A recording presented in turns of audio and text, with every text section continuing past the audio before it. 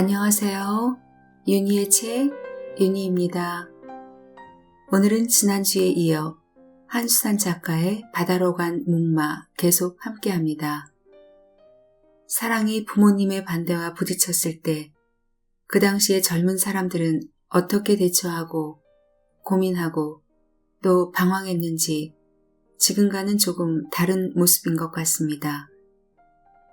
바다로 간 목마에는 고전처럼 지금도 간혹 드라마에서 쓰이는 대목이 여럿 있는데요. 그 중에 하나, 빈 의자를 하나 가슴에 놓아두고 있으마 언제든 와서 너는 내 마음의 의자 위에 앉기만 하면 되는 거다. 민우의 마음 참 따뜻하죠? 민우와 주희의 사랑, 오늘의 이야기도 함께 해주세요.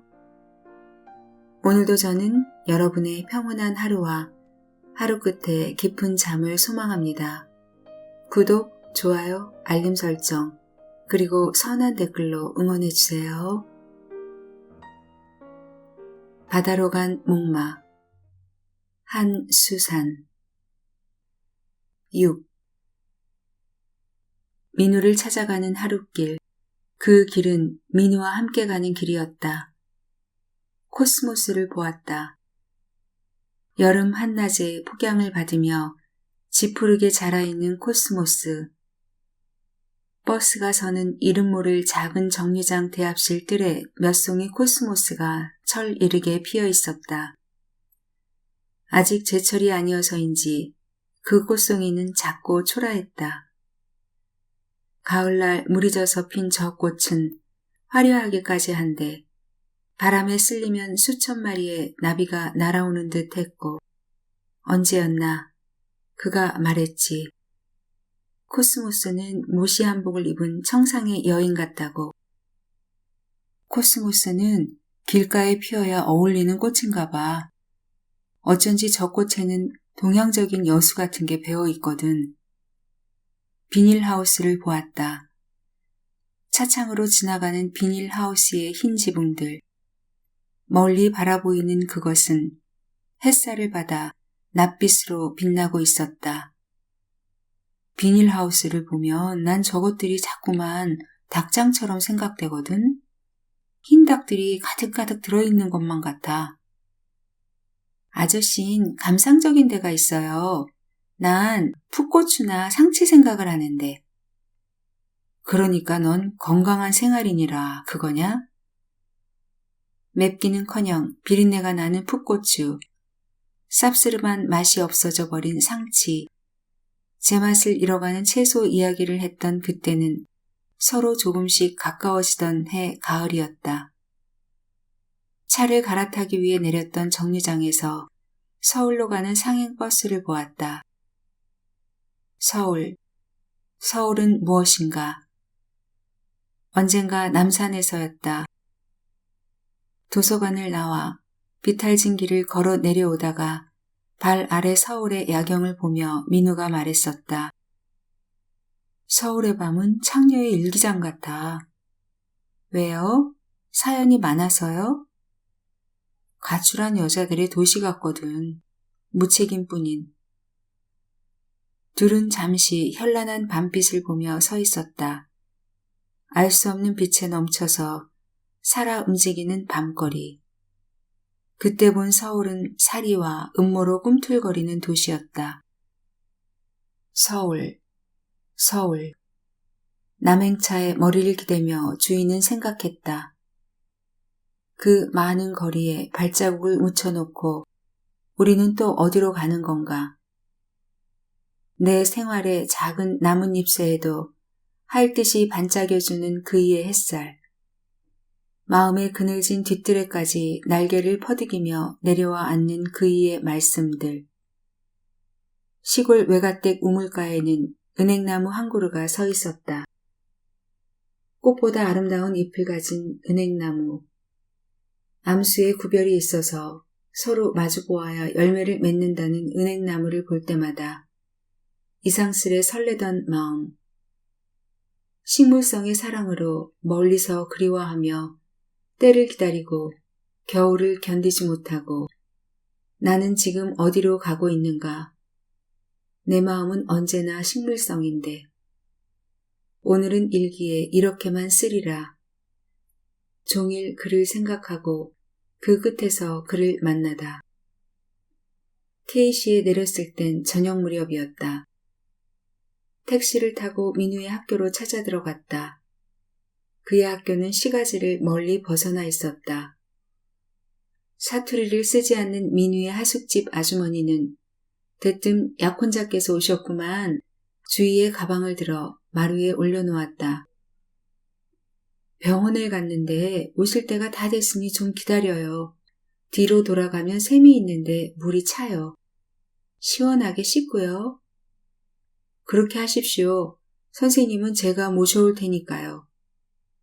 임 선생이라던가 매침대 없이 사람이 좋아 보이기만 하는 그는 주위를 데려다주고 돌아서며 허리를 굽혀 인사까지 했다. 마루 끝에 앉아있는 주위를 보며 주인 아주머니는 걱정이 돼서 왔군요. 이젠 다 나았어요. 며칠 전에는 밤에 헛소리까지 해가며 앓더라니깐요. 그렇게 많이 아팠어요? 몸살이라곤 하면서 워낙 말이 없으니 누가 알아요. 열이 어찌나 심하던지. 아주머니께서 고생이 많으셨겠어요. 고생은? 서울놈은 비만 오면 풍년이란다고 누구 아프다고만 하면 꼭 죽는 것만 같다니까. 내가 애들을 하도 많이 잃어봐서 그래요. 자제분이 몇이신데요? 8을 낳아서 4을 키웠으니 더도 덜도 없이 딱 잘라 반타작 했지 뭐. 남의 일처럼 웃는 여자의 얼굴을 보며 주인은 잠시 어머니를 생각했다. 젊은 사람이나 늙은 사람이나 집 떠나서 몸 아픈 거보다 안 된 게 없다오. 요전에 눈이 쑥 들어간 사람이 마루에 앉아 오늘 누가 올 것 같은데 하지 않아요? 무슨 기별이라도 받았냐니깐 아니요 꿈을 꾸었어요 하더니 씩 웃지 않겠소? 어찌나 안 됐던지.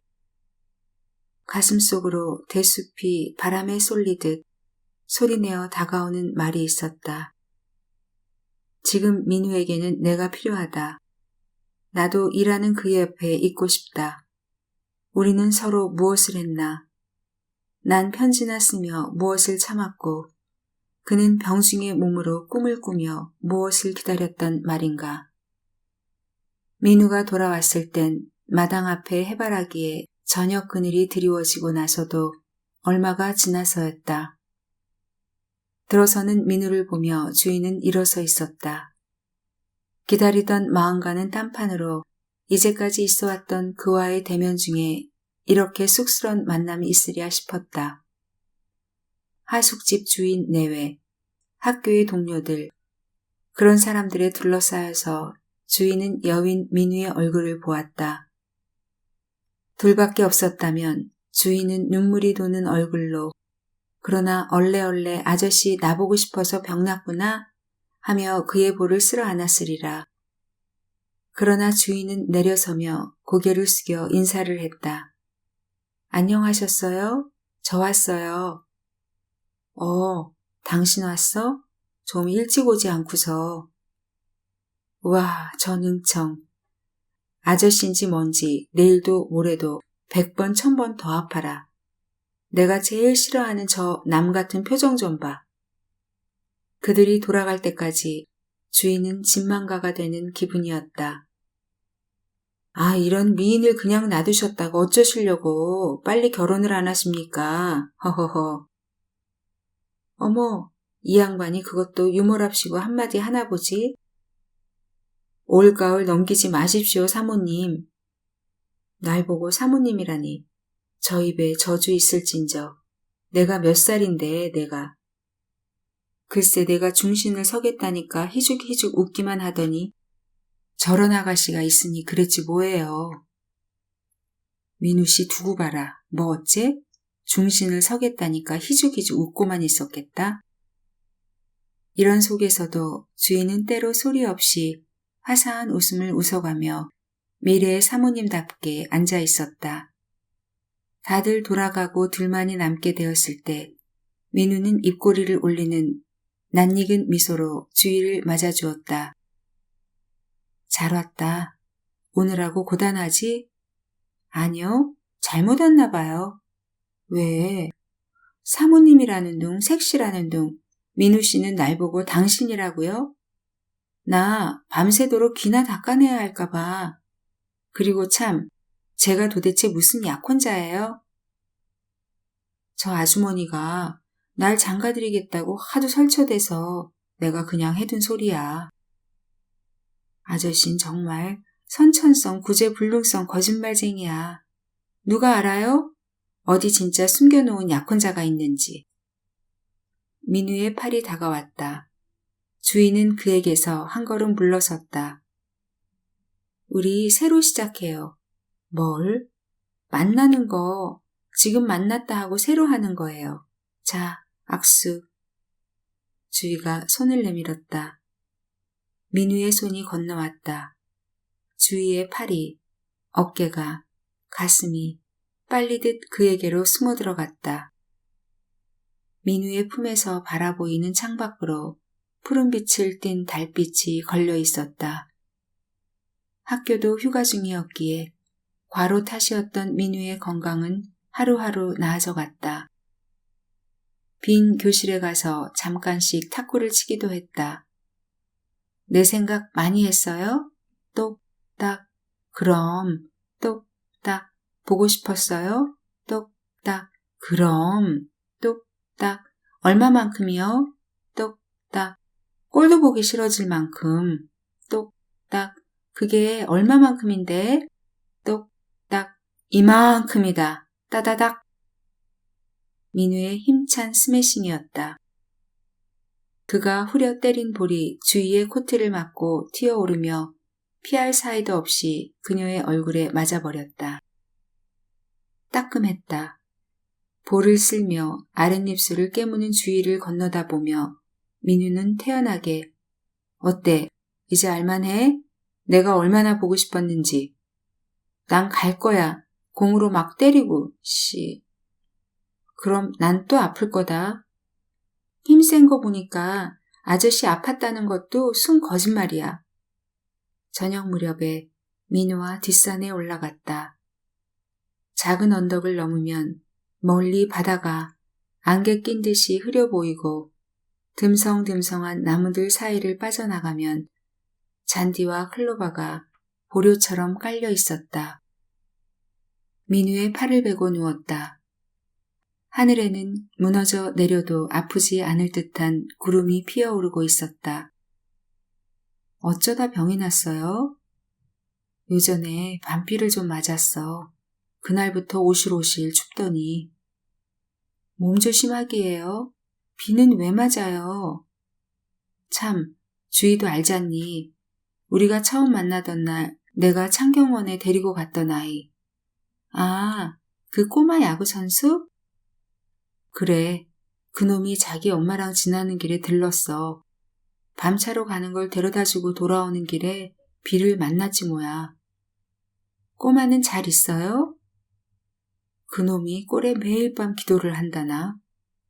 아이들이 잘 때 기도하는 거야 좋은 일이잖아요. 그 기도가 어떤 건지 알아? 가관이라고. 하느님, 아빠가 수염이 나지 않게 해주십시오. 아빠는 수염 때문에 맨날 엄마에게 꾸중을 듣습니다. 엄마가 아빠에게 당신 또 수염 안 깎고 아침 먹으려고 그러우? 면도 안 하면 아침 안 줄 줄 알아요? 하는 소리를 하느님도 들으셨겠죠? 아빠 수염이 나지 않으면 좋겠습니다. 아멘. 설마!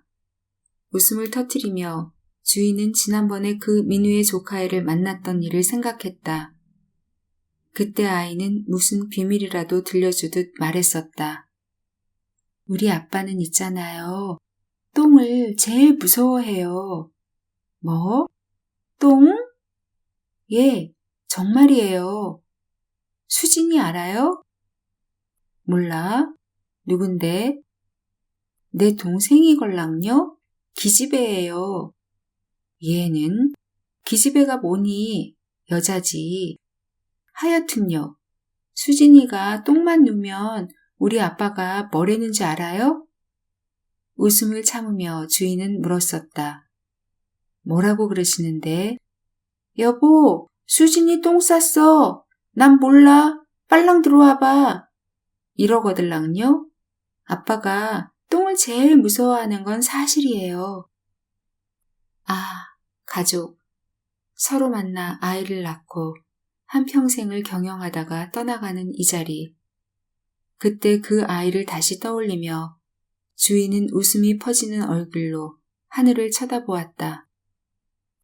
무심하고도 무심하게 구름은 떠 있었다.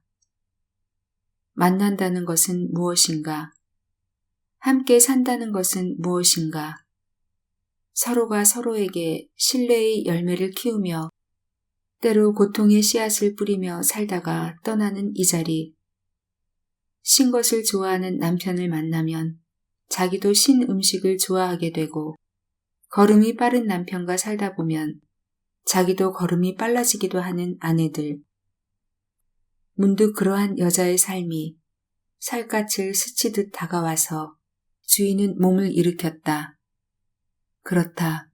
사랑마저도 습관이 되리라. 내가 지금 선택하려는 생활은 무엇인가?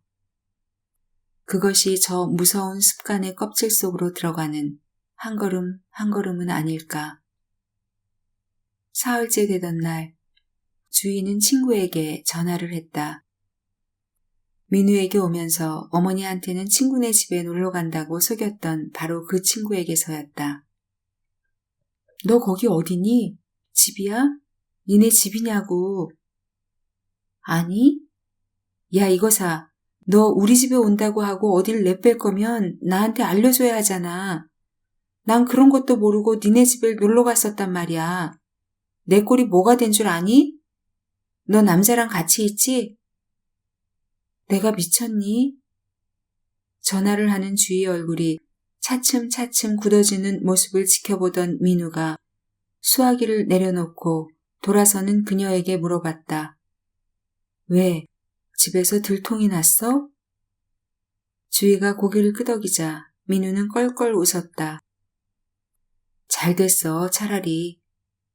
잘 되다니, 뭐가?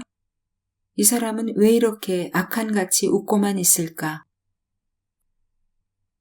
7. 하여튼 친구한테 들러서 어떻게 된 일인가 알아보고 집에 들어가야겠어요. 둘만의 시간을 아끼기로 했다. 예정보다 빨리 올라가야 하기 때문이다. 민우와의 사이에 놓여있는 시간이 갑자기 짧아져 버린 아쉬움을 숨길 수 없으면서도 주인은 어쩌죠? 어떻게 하죠? 집에 대한 걱정을 버릴 수 없었다. 어떻게든 되겠지 하는 막연한 기분은 설마 죽이게 하려고 하는 식으로 스스로를 달래게 만들었고 그럴수록 민우에게 기대는 심정이 되었다. 민우는 멍한 눈으로 쳐다보는 주위를 보고는 담배를 찾아 불을 붙였다. 그렇게 걱정스럽니? 모르겠어요. 그냥 내가 뭔가를 잘못하고 있는 것 같은 기분이에요. 집에서 궁금해하실 거라거나 돌아가서 야단 맞을까봐 그런 게 아니고 왜 있잖아요. 좀 부끄럽고 자신 없고 그래서 내가 싫고 스스로가 싫은 게 더 싫고 그러니 기분은 엉망이고. 민우가 말을 받았다. 그러니 죽고 싶고 난 또 그러는 널 보고 있자니. 어때요? 꼴 보기 싫어요? 실망이에요? 귀여워서 안아주고 싶구나. 주희의 어깨에 손을 얹고 민우는 그녀를 데리고 밖으로 나왔다. 이상해요. 여기 온 건 제가 결심해서 한 일이잖아요. 남들이 뭐라고 하든 난 떳떳할 수 있어야 하고 자신이 있고 그래야 할 텐데 어쩐지 여기 있는 게 뭔가를 피해서 숨어 있는 것 같은 생각이 들어요. 이런 느낌 처음이에요. 너무 염려하지 마. 집에서 뭐라고 하시면 내가 가서 단판을 지어버릴 테니까. 우리 오빠 못 보셨어요? 아저씨를 대문 밖으로 집어 던지던걸? 너 날 우습게만 보지 마. 오빠가 몸무게가 얼만지는 알아요? 그날 바닷가로 나가기로 했다. 잠시 기다리라던 민우는 대바구니에 싱싱한 과일을 가득 담아가지고 타이어에 흙도 묻지 않았을 듯 싶은 자전거를 타고 돌아왔다. 어디서 구했는지 주희가 쓸 챙이 넓은 모자까지 바구니에 얹혀 있었다. 집에 대한 걱정들은 쉽게 잊혀져 갔다. 주희가 뒤에 앉았고 민우는 바구니를 핸들에 걸고서 휘파람을 불며 페달을 밟았다. 새로 얹은 기와의 색깔이 고운 주택가를 지나 전에 올라갔던 언덕을 넘어갔다. 나무들 사이로 뚫린 길을 빠져나가자 바위들이 여기저기 자리 잡은 풀밭을 뒤로 하면서 갑자기 땅이 붕 떠오르는 듯한 느낌 속에 앞을 막아서는 바다. 바다가 거기 있었다. 바위들이 바다로 이어진 모래벌이 없는 해변이었다. 자전거를 세워놓고 한 손에 바구니를 든 민우가 주희의 손을 잡았다. 바위가 엉클어진 언덕으로 올라갔다. 해풍에 펄럭이는 모자를 벗어들고 주희는 머리칼을 쓸어 올렸다. 둘은 햇살이 가려진 바위 아래 앉았다. 난 바다 앞에 서면 아무것도 가지고 싶은 게 없어지곤 해요. 이렇게 섬도 고깃배도 보이지 않는 바다 앞에 있으면 더욱더 그래요. 그런데 지금은 가지고 싶은 게 있어요. 뭐가 가지고 싶어? 저걸 좀 봐요. 주희는 손으로 언덕길을 가리켰다. 바닷물이 핥아내는 바위 언덕. 뒤쪽으로 숲이 이어진 곳을. 저기다 집을 하나 지으면 좋겠어요. 저 언덕에 방 2칸에 부엌이 있는 조그만 집을 한 채 지어놓고 산다면 동화 같겠어요. 그래, 동화 같겠다. 어때? 우리 저기다 집 짓고 살까? 아니요, 그냥 동화예요. 생활은 그런 게 아니니까요. 주인은 가만히 웃었다. 저기다 집을 지으면 가깝게 약방이 없으니 갑자기 누가 아파도 큰일이고 시장도 멀 테고 또 구멍가게도 없으니 밤늦게 뭐 먹고 싶은 거 사러 갈 수도 없을 테고. 집 안 지을 테니 그만해라. 내가 할 소리를 네가 하면 어쩌냐. 주인은 웃음 띤 얼굴로 그 언덕을 바라보았다. 그 동화의 언덕. 나 어렸을 때 꿈이 뭐였는지 아니? 아저씨 꿈은 트럭 운전사였다면서요. 그것도 밤에 생선 실어 나르는 트럭 운전수. 그건 국민학교 때 일이고 고등학교 1학년 땐가 장문 시간에 나는 앞으로 이러이러하게 살고 싶다는 내용의 글을 지으라기에 쓴 게 뭔고 하니 해변가에 2층 집을 짓고 병든 아내와 살고 싶다는 거였어. 딸을 하나 데리고 말이야. 파도가 없는 날은 아내가 아프지 않고 파도가 센 날은 아내가 많이 아프다는 사실을 안 나는 바람이나 구름을 보고 날씨를 점치는 법을 배워두기로 한다. 그래서 파도가 심한 날은 램프불을 들고 아래층으로 내려와 아내 곁에서 밤을 새운다.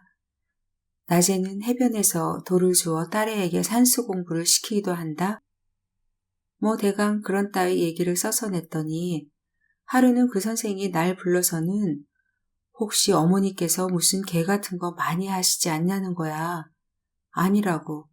그런 건 안 한다고 했더니 선생 왈. 난 또 내 어머니가 밖에 너무 나다녀서 내가 애정부족으로 그런 아픈 마누라를 얻어 살고 싶다는 글을 썼나 했지 하잖겠어? 민우가 장난기 있는 웃음을 키들거렸다. 파도의 높이에 따라 아픈 그 사모님의 병이야말로 신기하네요. 그런데 무슨 고등학생의 꿈이 그래요.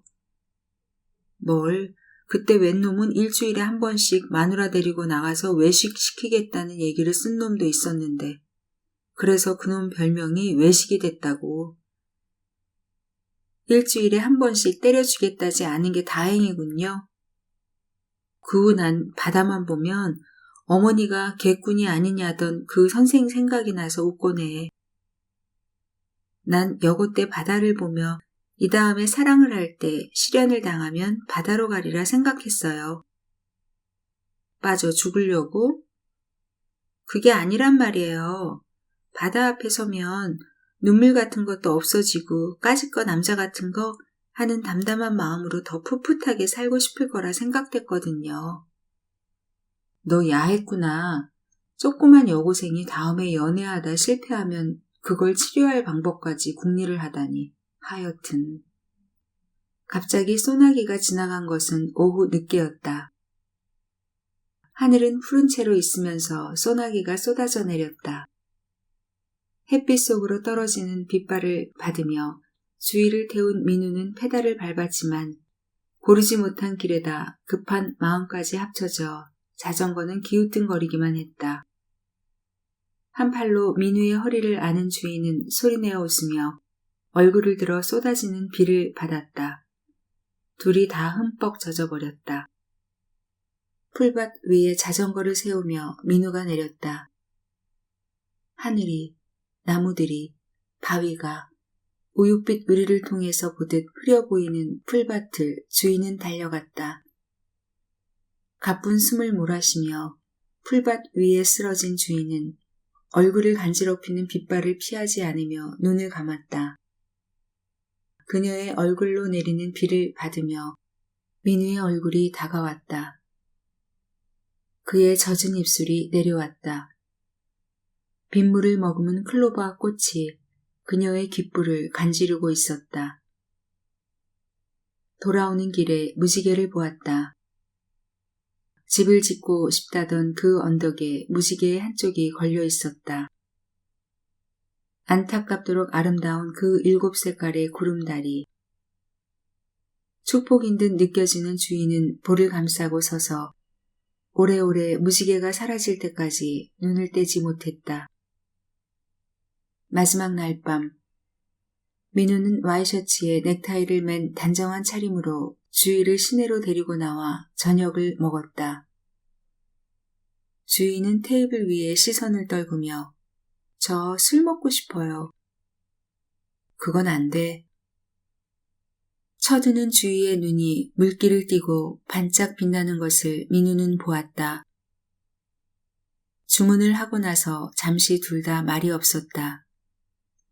집에 가면 주희 야단 맞겠지? 한동안 근신해야 될 거예요. 외출 금지령부터 내릴 테니까요. 사실대로 말씀드려. 잘못했다고 용서 구하고 방학 끝나기 전에 내가 집에 가서 부모님을 찾아뵈올 생각이야. 결혼하고 널 여기 대학으로 편입시켜서 학교를 다니게 할까 해.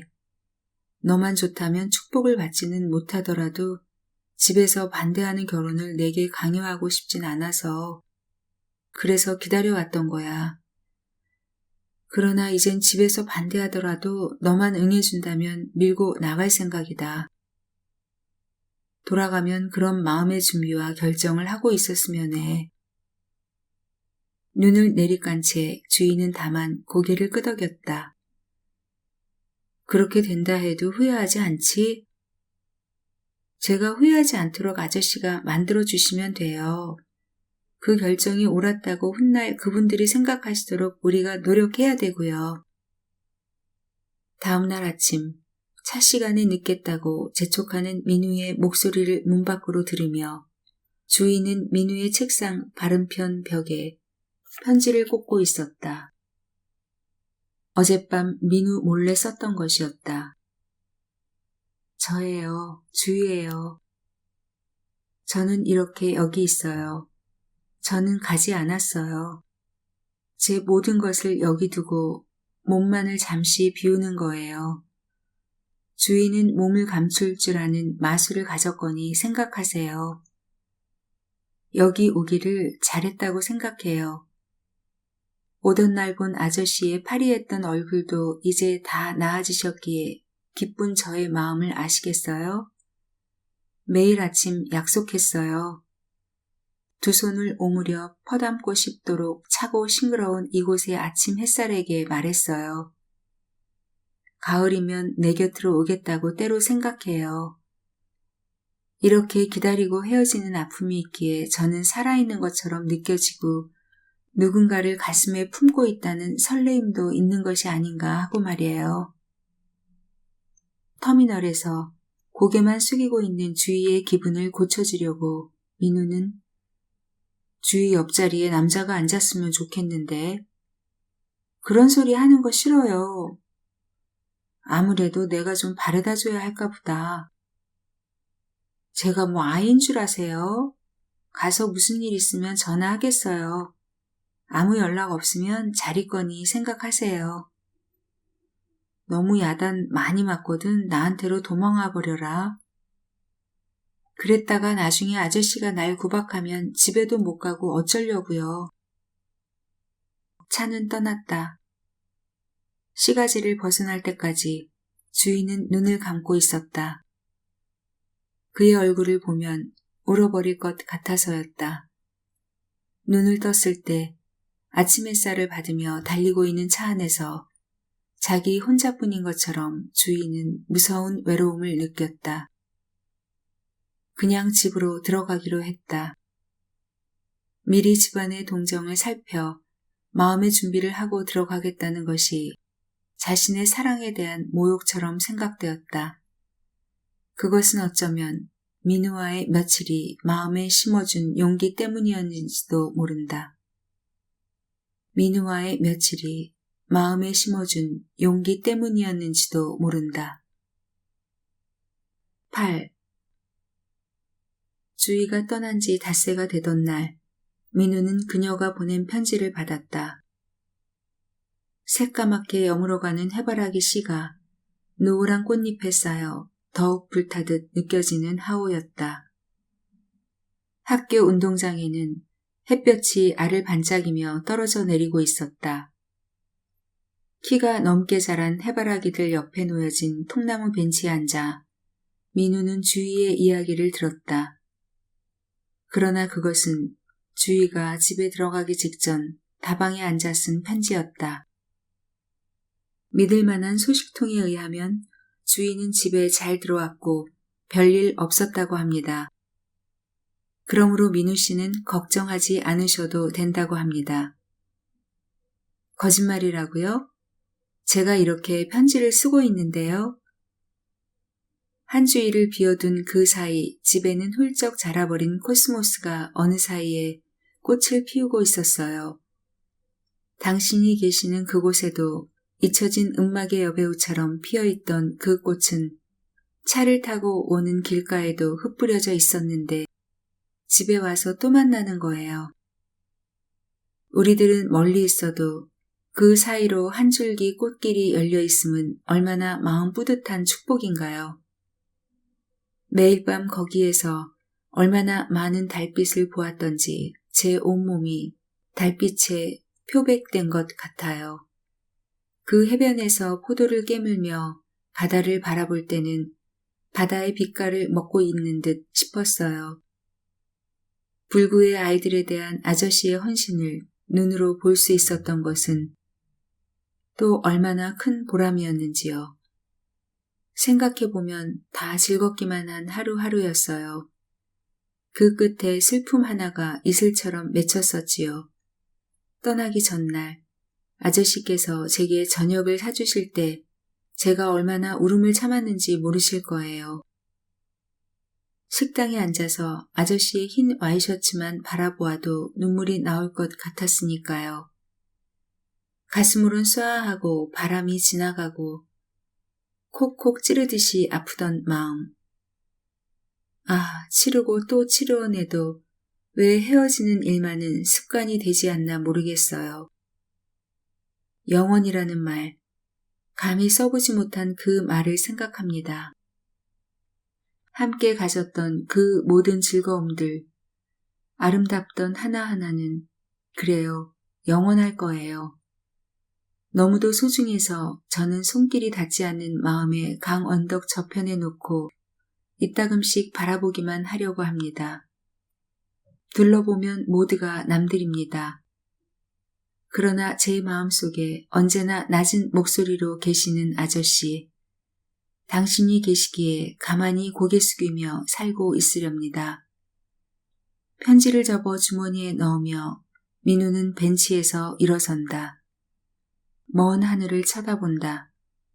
어딘가 가을의 빛이 들기 시작하는 가을이다. 문득 스스로에게 중얼거려 본다. 연애 감정 같은 걸 품고 살 나이도 아닌데.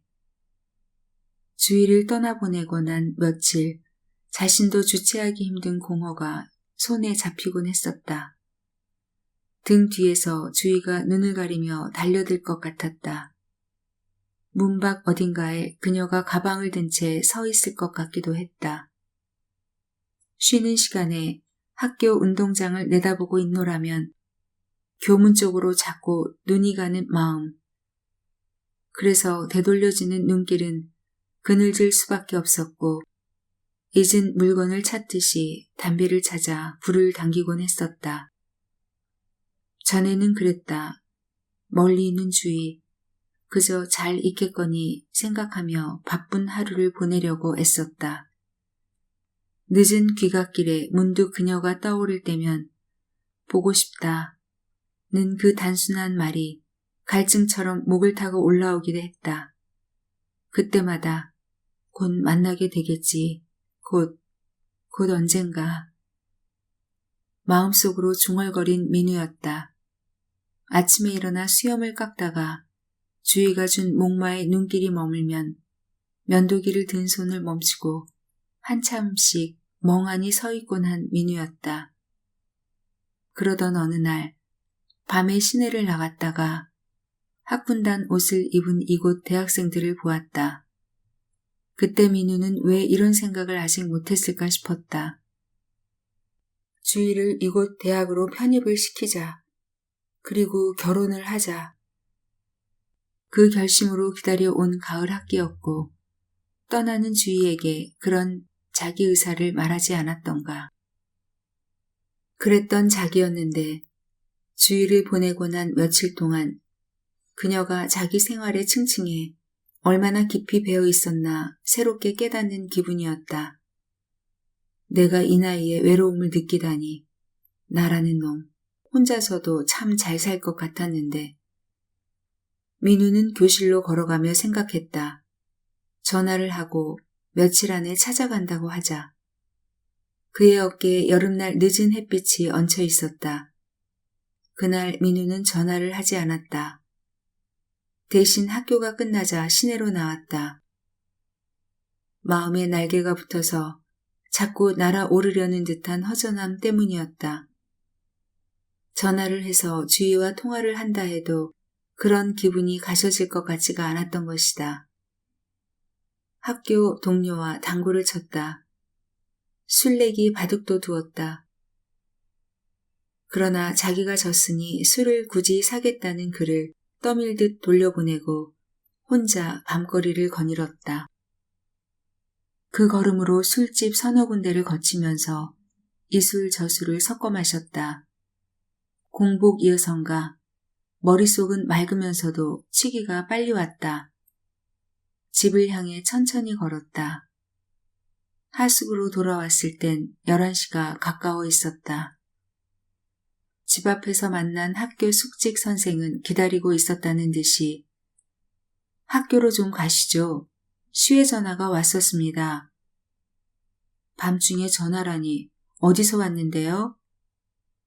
전에 여기 왔다 가신 여자분, 그분한테서 온 건데 다시 하겠다고 와서 좀 기다려 달랍니다. 전화를 기다리며 숙직실 앞 뜰에 앉아 있자니 민우는 술이 깨는 기분이었다. 보고 싶다는 그것 하나만으로 이럴 아이가 아닌데. 실내에서 흘러나온 불빛이 뜰의 화단을 비추고 있었다. 그 불빛 속으로 꽃잎을 오므린 나팔꽃이 눈에 들어왔다. 민우는 손을 가져다 그 꽃에 대었다. 시든 꽃잎은 어둠 속으로 힘없이 떨어져 버렸다. 그때 주인은 집에 있었다. 아버지가 입원한 지 사흘, 무릎을 굽히고 그 위에 얼굴을 묻은 채 주인은 빈집을 지키고 있었다. 어둠에 잠긴 방 안으로 풀벌레 소리가 들려온다. 민우. 메마른 입술을 적시며 주인은 소리 없이 불러본다. 지금 그녀에게 있어 민우는 힘이 아니었다. 지난 며칠의 시간들이 덜커덕덜커덕 수레바퀴처럼 그녀를 짓눌러 왔다간 사라져간다. 왔다. 그래, 나는 왔어. 그리고 나는 엄마에게 다 말했다. 다. 다란 무엇인가. 밤이면 달빛이 적셔주는 하얀 길을 걸어서 민우가 숙직실로 자러 가던 일을. 누가 고개를 끄덕여 주겠는가. 엄마는 이해했었지. 아니야, 그건 이해가 아니야. 내 어리석음을, 외골수로만 빠지는 내 마음을 엄마는 가여워하셨던 거야. 오빠가 왜 그렇게 화를 냈을까? 형제끼리 느끼는 실망인가? 오빠의 그런 얼굴을 본 적이 없어. 내가 얼마나 좋아했던 오빠였나. 아, 아버지. 아버지만 완쾌되신다면. 하느님, 당신은 한 손에 저와 민우와의 사랑을 놓고 다른 손에 아버지의 건강을 놓고 둘 가운데 하나만을 고르라는 건가요? 그중 어느 것도 잃어버릴 수 없는 것들인데 하나를 버리라는 건가요? 주희가 집으로 돌아온 후 자기가 용서할 때까지 집에 들여놓을 수 없다는 아버지와 아이가 용서를 비는데도 다 큰 딸 자식을 내쫓을 생각이냐는 어머니의 의견이 맞서면서 먼지가 떠다니는 소리도 들릴 만큼 정적이 감싸이는 집안에서 오빠의 고함 소리가 터져 나온 것은 난데없이 찾아든 성현이 때문이었다. 미니스커트가 거리를 휩쓸던 시절, 내 마누라와 딸만 빼놓고 다른 여자들은 얼마든지 올라간 스커트를 입어도 좋다는 생각을 가진 남자들이 많이 있었다. 남성의 본능 속에 도사린 이기주의의 한 모습이었을까. 꽤 많은 연애를 한 오빠였지만 여동생에게서는 그것을 용납할 수 없다는 그의 생각이었다. 더욱 이 판에 학교 친구라는 사내놈까지 찾아왔다는 데서 오빠는 분개해버렸다. 여행길에 주희에게 들렀던 성현이는 문간에서 쫓겨났다. 형님도 젊으신 분이 너무하십니다. 뭐가 너무해? 전 주희와 학교 친구입니다.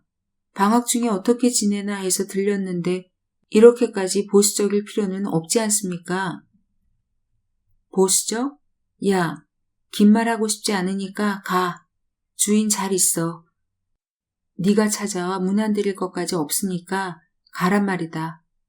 아, 형님도 참. 웃어? 이것들이 대먹지가 못했어 도대체가. 때를 잘못 만났다는 그것 하나 때문에 문 밖으로 밀려난 성현이의 방문은 희극이었다. 그러나 그 결과는 엉뚱했다. 어쩌다 어린 나이에 만난 한 남자에 대한 향일성의 사랑으로 주위를 이해해왔던 오빠를 학교고 뭐고 다 때려치워! 라고 소리치면서 아버지 편에 합세하는 데까지 일을 발전시켰던 것이다. 민우에 대한 인식이 달라지기는 어머니도 마찬가지였다. 집에는 이야기도 없이 딸애가 온 것을 알았다면 민우 스스로 어머니인 자기에게만이라도 알려주었어야 할 것이 아니냐. 더욱 2, 3일 있다가 올려보냈어야 될 일이 아니었느냐 하는 것이 어머니의 생각이었다. 그 사람 나이 헛먹었구나. 주희에게서 그간의 사정을 듣고 난 어머니의 첫마디였다. 성현이가 다녀가던 그날 밤이었다. 아버지가 쓰러지신 것은. 당장 집에서 내쫓지 않고 뭐 하는 거야? 하여튼 학교 그만두고 한 학기 휴학을 하든가 해. 자식을 겉을 낳지 속을 낳나요? 저도 깨달은 바가 있을 터이니 2번 다시 이런 일이 없으면 될 것이니 그만합시다. 그 와중에서 주희가 말했던 것이다. 제가 결혼하겠다고 했을 땐 얼마나 진지하게 생각해 주셨나요? 아버진 버럭 소리나 지르셨고 오빠는 실실 웃기나 했잖아요. 저 결혼하겠어요. 그리고 KC로 학교도 옮겨서 제 힘으로 졸업하겠어요. 오빠가 대뜸 소리쳤다. 얘가 왜 이렇게 뻔뻔스러워? 어머니도 더 참아주지 않았다. 결혼하고 학교 옮기고 다 네 마음대로구나. 너 어디서 그따위 못된 짓만 배웠니? 에이, 딸 자식이라고 하나 있는 게. 소리치곤 벌떡 일어선 아버지가 옷옷을 걸치며 현관으로 향했다. 그리고 구두를 신으려고 구부리던 아버지는 그 자세대로 나뒹굴고 말았다. 그 며칠 동안 왜 아무도 아버지의 고혈압을 걱정하지 않았을까? 왼쪽 손발을 움직이지 못하면서 아버지는 병원으로 옮겨졌다.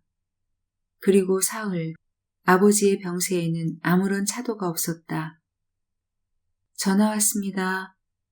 그 소리에 놀라듯 일어서서 민우는 수화기를 잡았다. 잠시 후, 저예요. 그 목소리는 주희의 것이었다. 그래 나다. 웬일이니? 아저씨, 무슨 일 있어? 거기 옆에 누가 있니? 없어요. 아무도. 여기 집이에요. 저 혼자예요. 어떻게 된 거야? 내가 올라갈까? 아니에요. 그냥 아저씨가 너무 멀리 계시는 것 같아서. 오늘 네 편지 받았다. 별일 없는 거지? 숙직을 하던 선생이 슬그머니 자리를 비켜 나가고 있었다. 민우는 수화기를 고쳐잡았다. 잠시 사이를 두었다가 주희의 목소리가 가늘게 들려왔다. 저 아무 일도 없어요. 다만 부탁이 있어요. 부탁? 뭔데? 그냥 주희야 하고 불러주세요. 늘 그랬듯이 주희야 하고 말이에요. 너 우는 거니? 아니에요. 아니에요. 그냥 불러주세요. 주희야 하고. 민우 편에서 말이 이어지지 않았다. 잠시 민우는 낮은 목소리로 불렀다. 주희야. 네, 됐어요. 전 다 됐어요. 그리고 전화는 끊겼다. 수화기를 내려놓을 생각도 잊은 채 민우는 서 있었다. 깊어가는 여름밤, 풀벌레 소리가 들려온다. 올라가 봐야겠구나. 중얼거리면서 민우는 숙직실에서 흘러나간 불빛이 어둠과 섞이고 있는 먼 곳을 바라보고 있었다. 흐린 눈으로. 9. 곧 겨울이다. 가을이 지나간 자리에 설레이는 마음처럼 첫눈을 흩뿌리며 다가올 겨울. 주인은 모른다. 북쪽 어디에서 철새들이 날아오는지를, 빨랫줄마다 총총했던 제비들이 어디로 떠나갔는지를, 계절이 지나면 오고 가는 것들이 있으리라는 것을 먼 하늘의 빛빛 푸르름으로 알고 있을 뿐. 매일 가슴 밑바닥에 가득히 새가 내려앉는 하루를 주인은 살았다. 가슴 가득히에서 수많은 새들이 날아올라 작은 점처럼 어디론가 사라져가는 하루를 살았다. 민우와 헤어지기로 마음먹으며 얼마나 많이 입술을 깨물었는지 하느님만은 아시리라. 아버지가 쓰러지신 후 민우와의 이별을 결심하는 동안 주인은 수면제를 먹어가며 낮에도 밤에도 잠을 잤다.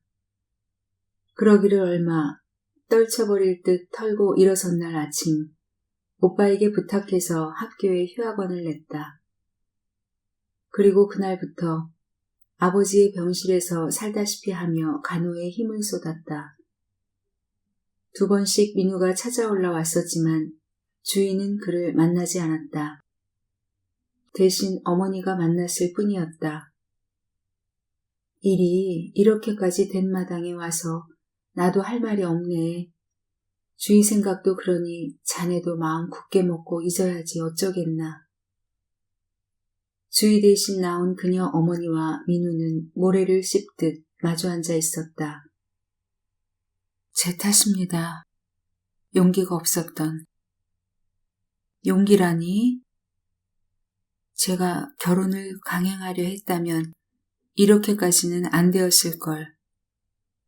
지난 일을 들추면 뭘 하겠나. 둘이 인연이 닿지 않아 그러려니 생각하게나. 산다는 게 그렇네. 너 없으면 죽고 못 산다던 처녀 총각들도 서로 헤어지고 나면 각자 세 사람 만나 집 사고 자식 낳고 언제 그랬냐 싶게 잘들 산다네. 민우는 잠깐 입가에 쓸쓸한 웃음을 띄었다.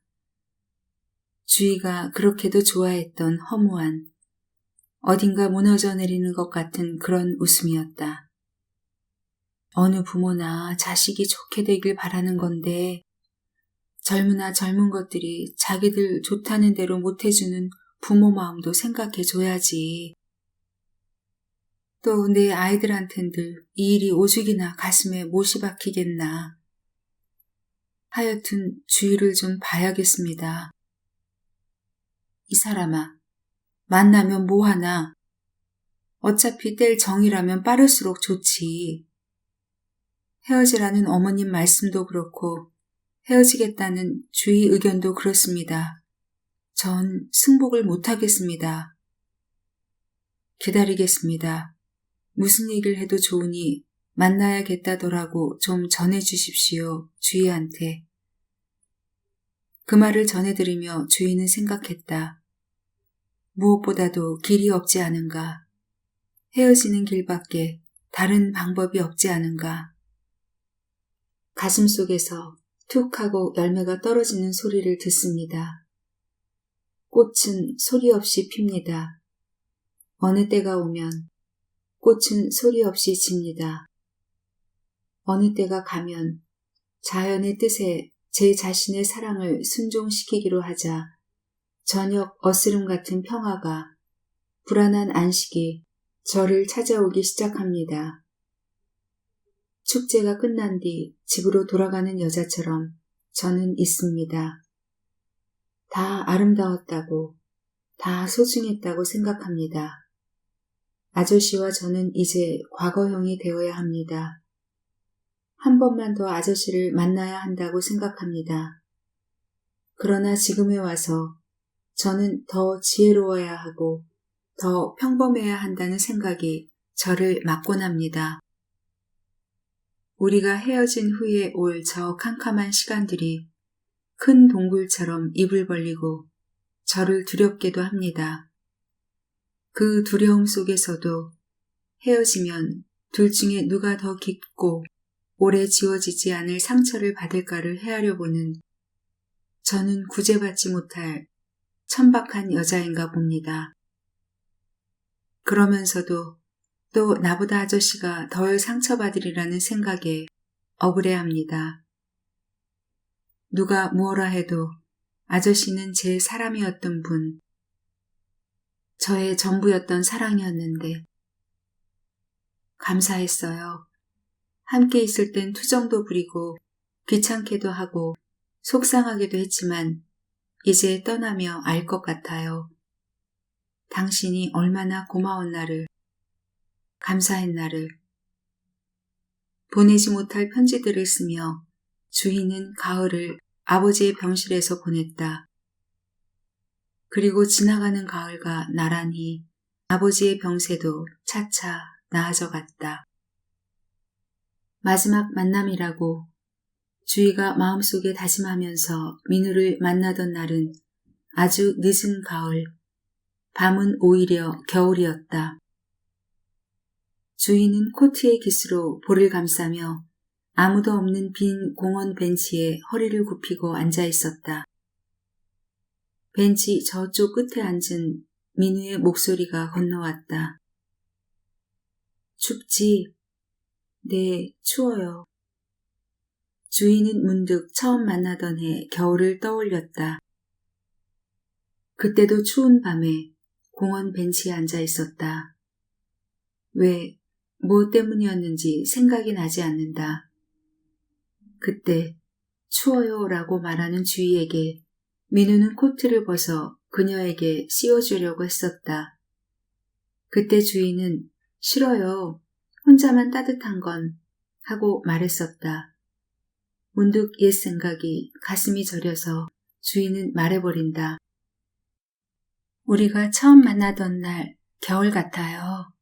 그렇죠? 민우는 대답 대신 일어났다. 그리고 전에 그랬던 것처럼 코트를 벗어 그녀에게 둘러주었다. 주희는 그전처럼 싫어요 라고 말하는 대신 다소곳이 앉아 있었고 그 코트를 당겨 몸을 감쌌다.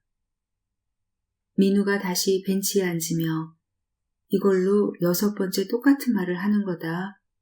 왜 헤어져야 한다는 거니 우리가. 딸 아들 구별 말고 둘만 낳으며 잘 살아볼까요? 주희야. 그래요. 진실이란 뭔가요? 생각하고 또 생각했어요. 우린 헤어지는 길밖에 다른 도리가 없잖아요. 기다릴게. 내가 기다린다 하지 않니? 우리 서로 속이지 말아요. 시간이 우릴 그렇게 버려두질 않아요. 또 아저씨가 기다리시겠다는 건 제가 못해요. 한 이야기를 또 하고 같은 물음을 되풀이하면서 자정이 넘었다. 헤어지기 위한 만남이면서도 헤어지지를 못한 채. 너무 추웠다. 밖에서 밤을 지새우기에는. 옷을 파고드는 추위는 살갗을 아프게 하고 가슴은 얼어붙는 듯 했다. 육체는 얼마나 많은 말을 했던가. 늦가을 산행길에서 처음 손을 잡힐 때 하늘을 가리며 불타는 단풍이 다 사랑이었다. 새벽차를 타고 떠났던 짧은 여행. 호숫가에서 입술을 받았을 때 호수 전부가 감미로운 출렁거림이었다. 하나 둘 괴로움이 찾아오고 이것이 사랑이 주는 아픔인가 하고 생각할 무렵 금가듯 갈라지던 가슴을 안아주던 그의 팔은 가장 큰 위무의 손짓이었다. 그러나 지금 둘은 손을 잡지도 껴안지도 않은 채 벤치 끝과 끝에 떨어져 앉아 추위와 이별을 함께 견디고 있었다. 아무래도 안 되겠다. 어디 들어가자. 지금 2시예요. 여관이든 어디든 가자. 몸을 숙이고 주인은 고개를 젓는다. 기적 소리가 들려온다. 어둠의 강을 건너서 오는 그 소리. 가요. 주인은 불현듯 일어선다. 우리 역으로 가요. 대합실에 들어가 있어요. 역까지 가는 길을 민우는 주희의 어깨를 감싸 안고 걸었다. 새벽차를 탈 사람들이 하나둘 모여들기 시작하자 그들은 대합실을 나왔다. 손님을 기다리는 택시들이 웅웅거리는 광장을 지났다. 둘은 밝아오는 새벽거리를 힘없이 바라보았다. 문을 연 다방도 보이지 않았다. 가슴에 품고 있던 수많은 말들도 밤새 하얗게 탈색되어 버렸는가. 마음마저 추수 끝난 벌판처럼 허어롭다. 서로의 얼굴을 쳐다보았다. 10년, 아니 20년, 아주 오래 함께 있었던 듯 느껴지는 얼굴. 마음이 그냥 내비치는 얼굴이었다. 막 문을 열고 있는 조그만 분식점으로 들어갔다. 우동 둘을 시키고 둘은 허름한 탁자 앞에 나란히 앉았다. 역 광장이 내다보인다. 주인은 핸드백을 열고 빗을 꺼내려다 그만둔다. 여자란 다 이런 건가? 이 마당에 머리나 빗을 생각을 하다니. 그들은 오래 그렇게 앉아 있었다. 둘 다 말없이. 민우가 입을 열었다. 앞으로 어쩔 거야? 모르겠어요. 아무것도. 난 알아. 네가 날 얼마나 사랑해줬는지 알아. 그런 너를 난 잃을 수가 없어. 왜 내 생각은 안 하니? 아저씨는 남자니까 제가 더 어렵겠죠. 이겨내지 못하면 죽겠죠. 죽지도 못하면 다시 아저씨를 찾아갈지도 몰라요. 지금은 아무것도 모르겠어요. 그저 하나 깨닫는 게 있다면 산다는 게, 누굴 사랑한다는 게 한 번 지나가면 돌이킬 수 없는 길이라는 거예요. 흔한 이야기였는데 이제 비로소 그 뜻을 몸으로 알 것 같아요. 이제라도 무엇에건 성실할 수 있었으면 해요. 아저씨도 성실하세요. 늘 그랬지만 더. 이제 난 성실할 게 없잖니. 도대체 뭐에 성실하겠니? 난 뭐니? 막 살겠지. 난 아마. 주인은 고개를 돌렸다. 밖은 차츰 밝아오는데 눈앞이 점점 흐려진다. 둘 다 눈물이 가득한 눈으로 유리문 밖을 내다본다. 주희가 고개를 숙였다 들며 우리 다른 얘기해요. 무슨 얘기? 아저씨, 빨랑 결혼하세요. 애써 웃어 보이려 했지만 주희의 얼굴은 참고 있는 눈물로 더욱 일그러진다. 민우는 밖을 내다본 채 몇 번 고개를 저었다. 주희의 눈이 물기로 반짝인다. 저 생각해보곤 했어요. 아저씨 옆에서 살 그 여자. 어떤 여자일까? 그래요. 하여튼 예쁜 여자였으면 좋겠어요. 발이 작고 귀여운 그런 여자였으면 좋겠어요. 그리고 아주 착한, 그리고 또 무섭지 않은 아버지를 가진. 그만해. 순간 민우가 고개를 돌렸다.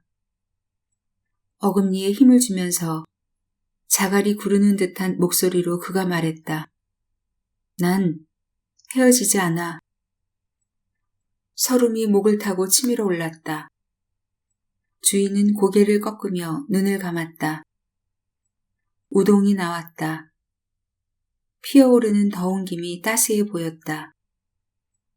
민우가 나무젓가락을 쪼개어 주희의 손에 들려주었다. 자, 먹어. 응? 주희는 초점 잃은 눈으로 그릇에 담긴 국수바를 바라보았다. 국물이라도 마셔. 그래야 돼. 되긴 뭐가 돼요. 될 거 하나도 없어요, 지금. 민우의 목소리가 슬픔에 젖어서 흘러나왔다. 하여튼 아무거라도 될 거야. 먹어봐, 임마.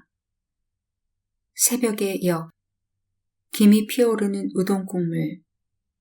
치르어내고 있는 이별. 그때였다.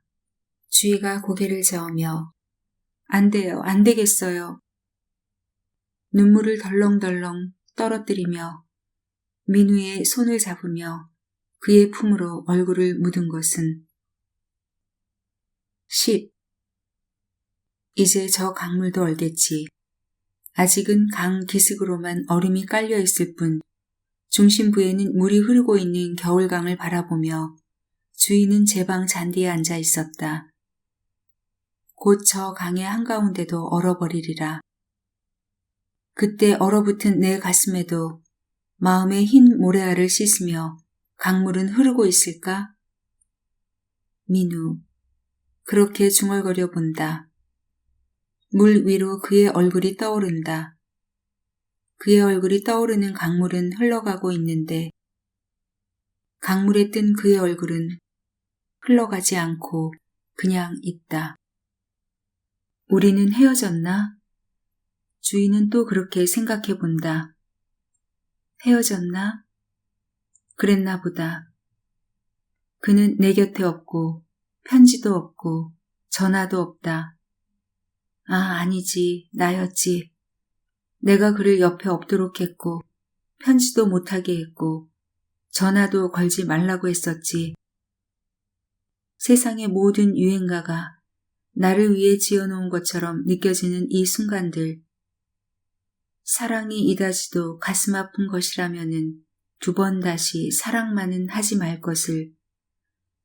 기록윤의 숙명이었던가. 아, 통속적인 것이 가장 감동적으로 느껴지는 순간. 그때가 바로 여자가 약해지는 때인지도 모른다. K시로 내려간 후 민우가 보낸 한 번의 편지를 이제는 다 외우게 된 주희였다. 기다리마. 언제가 될지 모른다. 어떻게 네가 오려는지도 모른다. 그러나 나는 기다리고 있다. 빈 의자를 하나 가슴에 놓아두고 있으마. 언제든 와서 너는 내 마음의 의자 위에 앉기만 하면 되는 거다. 내가 너에게 고통이 아닌 축복이 될 때 목마를 품고 언제든 오거라. 얼마나 여러 번 그 편지를 읽었던가. 민우 씨 가슴에 놓인 빈 의자에는 겨울 내내 눈만 쌓이겠구나. 저 훗날 그를 만나면 이렇게 말하자. 미스 성을 만나면 물어보고 싶었어요. 님이란 눈에서 멀어지면 정말 마음에서도 멀어지냐고 말이에요. 미스 성이 누구냐고요? 아유, 아저씨는 성춘향이도 모르세요? 그러면 민우는 뭐라고 대답할까? 춘향이가 미스냐? 미세스지. 아마 그러면서 웃을지도 모른다. 아, 내가 지금 그 일을 다시 만날 생각을 하다니. 어느 뱃길이 있어 그와 나를 다시 만나게 하랴. 어느 손길이 있어 그와 나를 다시 메어주랴. 고맙다. 이렇게 정말 나를 찾아와주고. 으스스한걸. 왠지 정중하게 인사까지 해주고. 이 남자는 언제까지 이렇게 웃고 즐겁기만 하려나. 장갑을 끼면서 웃고 있는 성현을 건너다 보며 주희는 생각했다. 일요일, 주희를 만나기 위해 성현은 아침차로 내려왔다. 시집간 딸내미 잘 있나 보러 오는 기분이었어. 아니겠지. 무난 인사 여쭈러 오는 기분이었겠지. 만나자마자 티 없이 둘은 웃을 수 있었다. 다방을 나와 걸으며 성현이 말했다. 너 참 좋겠다. 뭐가? 매일 마태복음 1장 같을 거 아냐. 왜? 마태복음 제1장. 아브라함은 이삭을 낳고 이삭은 야곱을 낳고 야곱은 유다와 그의 형제를 낳고 또 짱구 아버지는 짱구를 낳고 짱구는 새끼 짱구를 낳도다. 너 왜 이러니? 점심에 먹은 냉면가락이 하나도 안 끊어진 거 아니니? 무슨 이야긴고 하니? 너 사는 게 매일 마태복음 같을 거라는 얘기야. 무슨 궤변이람? 일을 닦고 나면 아침을 먹도다. 그리고는 점심을 먹도다. 점심을 먹고 나면 낮잠을 자고 깨어나면 다시 저녁을 먹느니라. 그리고 일찍 발 씻고 자니 이것이 주의복음 제1장이라. 난 또 무슨 소린가 했지. 거의 맞긴 했어. 아침은 굶고 11시에 점심, 저녁 먹고 나면 새벽 2시에 취침. 그래. 잊혀진 여자처럼 사는 걸 누가 그랬지. 잊혀진 여인이 가장 불행한 여인이라고. 그렇다면 아무것도 잊지 못하고 있는 여인은 불행한 여인일까? 행복한 여인일까? 문득 떠오르는 민우의 생각에 주인은 발끝으로 눈길을 떨군다. 집에 있더라도 네 생활이 좀 밝았으면 좋겠다. 그래서 나 매일 텔레비전 코미디 프로만 보는걸? 자고 먹고 코미디만 보다가 너 살이나 더덕더덕 찌면 어쩔래? 살이나 쪘으면 좋겠어. 아무데나 막. 나 아주 다른 사람처럼 보이게 말이야. 그러다가 코끝에도 살이 찌면 어떻게 하니? 이렇게 말이야. 코끝에 주먹을 갖다 대는 성현을 보며 주인은 소리내어 웃었다. 참 오랜만이다. 웃는 것도. 얼마나 오랫동안 못했던가. 매일매일 일요일이었지. 비 내리는 일요일. 우산도 레인코트도 없는 여자의 비 오는 일요일처럼 살았지. 우산도 레인코트도 없는 여자의 비 오는 일요일처럼 살았지. 심심한데 살이나 찌는 것도 좋지. 허나 삼위일체가 되면 곤란해. 삼위일체가 뭔데? 바스트, 웨이스트, 힙이 일자로 내뻗는 거지 뭐. 악담을 하렴. 성현을 안내해서 시내버스로 10여 분 걸리는 가까운 유원지에서 하루를 보냈다.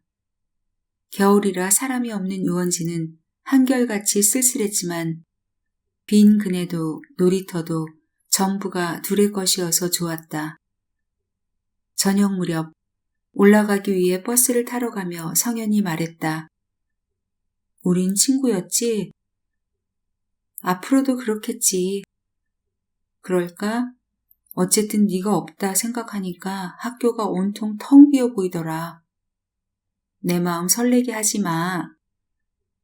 설렌들 어떠하며 안 설렌들 어떠하랴. 내년 봄이면 다시 복학할 거야.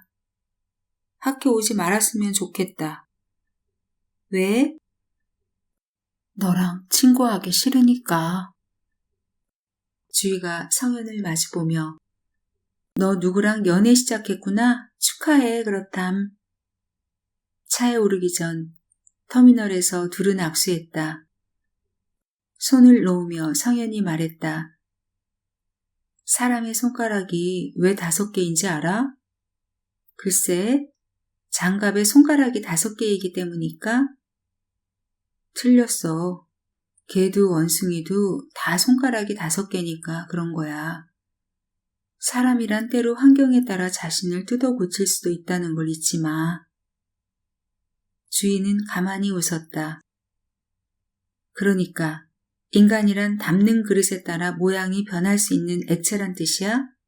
그럼 왜 그런 말을 해?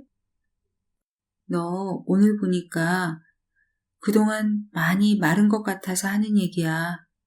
내가 도와줄 수 있는 일도 없고 내가 도와줄 수도 없는 일 같아서 묻지는 않겠는데 뭐랄까 갈등 같은 것을 너무 오래 마음속에 품고 살지 마. 성현의 마음이 따스하게 감싸여 왔다. 너그럽고 많은 것을 포용할 줄 아는 그의 심성이 훈훈하게 느껴졌다. 갑자기 그가 어른처럼 생각되었다. 잘 있어 마태보구마. 이따금 내려올게.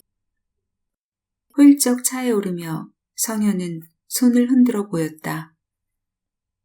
집으로 돌아오다가 주인은 발걸음을 멈추었다. 무심히 한 그 말, 나 내년 봄이면 다시 학교에 갈 텐데 하고 성현에게 했던 그 말이 떠올랐다. 서울에 간다. 민우와의 숱한 일들이 깔려있는 그 거리들을 나는 다시 어떤 모습을 하고 돌아다닐 수 있을까?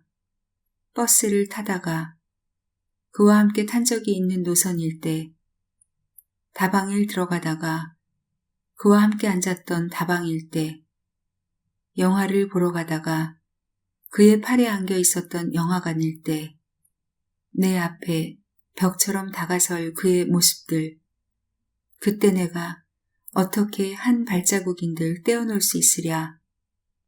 성현이 주고 간 웃음으로 해서 찾아왔던 담담한 마음은 이내 사라지고 주인은 가슴 밑바닥까지 아프도록 파고드는 찬바람을 느꼈다.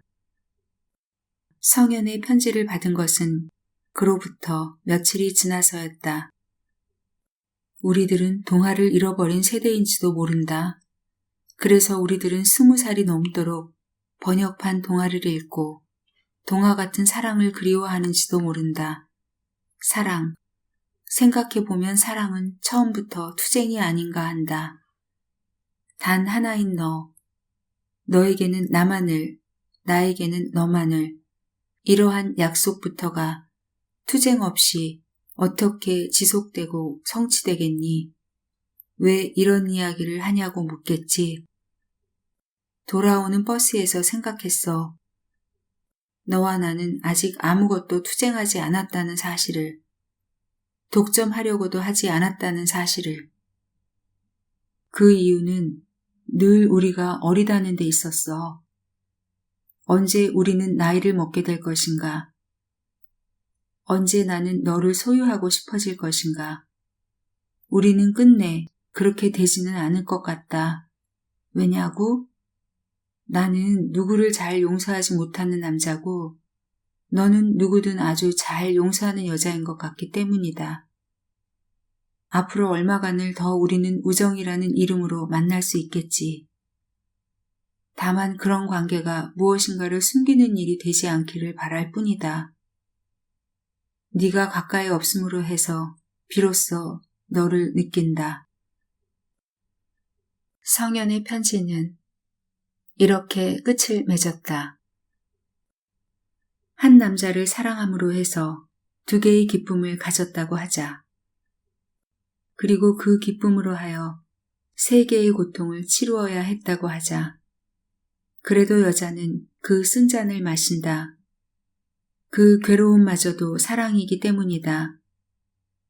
그러나 그 고통이 자신의 가족에게까지 연결될 때 대개의 여자는 참아내지 못한다. 집을 나가 한 남자와 살림을 차릴지언정 집에서 견뎌내지 못하는 것이다. 가정을 버리며 여자와 내빼버린 남자는 많아도 그런 여자가 흔치 않는 이유도 사랑으로 무엇인가를 파괴하는 힘이 여자에게는 약하기 때문일 것이다. 민우와의 헤어짐은 이별의 휘장이 내려지면 거기 무엇이 있는지도 모르고 치루어낸 별이었다. 주희 스스로 헤어지기를 결정했었지만 그것은 무엇인가를 파괴할 용기가 없었던 주희가 찾아낸 작고 험한 오솔길이었는지도 모른다. 주희는 아무것도 잊지 못하고 있었다. 바라보는 모든 곳에 민우는 있었다. 스케이팅을 하러 갔다가 돌아오던 날 강변을 따라 놓여있는 벤치들을 보았다.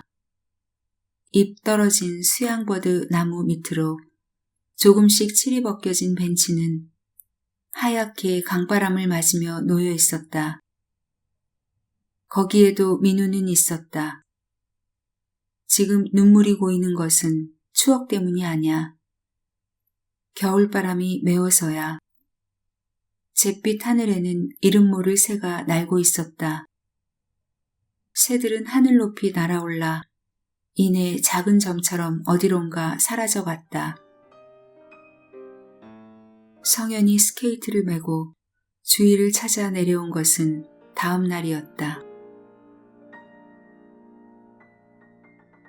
한수산 작가의 바다로 간 목마, 오늘의 이야기는 여기까지입니다. 다음 주에도 계속 이어집니다. 끝까지 함께 해주세요. 오늘도 윤희의 책과 함께 해주셔서 감사합니다.